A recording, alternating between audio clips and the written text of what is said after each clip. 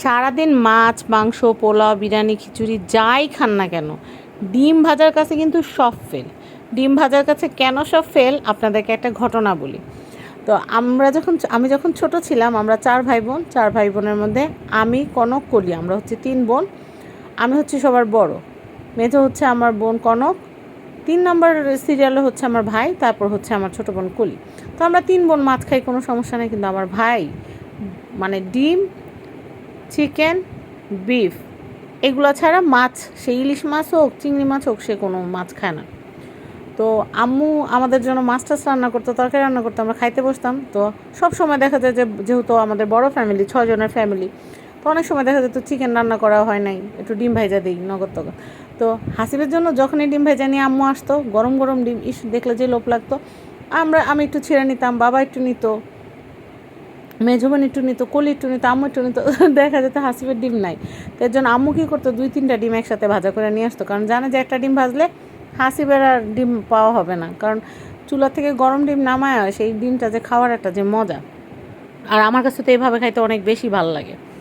তো আমার কাছে এই যে একটু পেঁয়াজ, তারপর হচ্ছে একটু শুকনা মরিচ, একটু লবণ, ধনিয়া পাতা দিয়ে সুন্দর করে হাত দিয়ে সুন্দর করে ডলে ওটার মধ্যে ডিমটা ছেড়ে একদম গরম কড়াইয়ের মধ্যে ডিমটা দিয়ে ভেজে, উল্টে পাল্টে ভেজে, ওই যে পেঁয়াজের একটু ভর্তা একটু আলাদা করে রেখে দিয়ে ভাত দিয়ে খাইলে যে কী মজা লাগে আমি আর কি বলবো।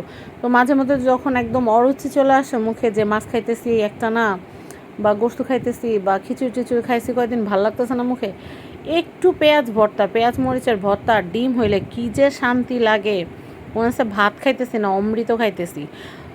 তো আমার কাছে অনেক বেশি ভালো লাগে, প্রত্যেকটা লোকমা কী যে আরাম। আর দেখবেন যে মাঝে মধ্যে অনেক কাজ থাকলে, হাতে কাজ থাকলে, দেখবেন যে কিছু রান্নাও করতে মন চায় না, কিছু খাইতেও মন চায় না, তখন কিন্তু হুটহাট এই ডিম ভাজাটাই কিন্তু অনেক মজার একটা খাবার।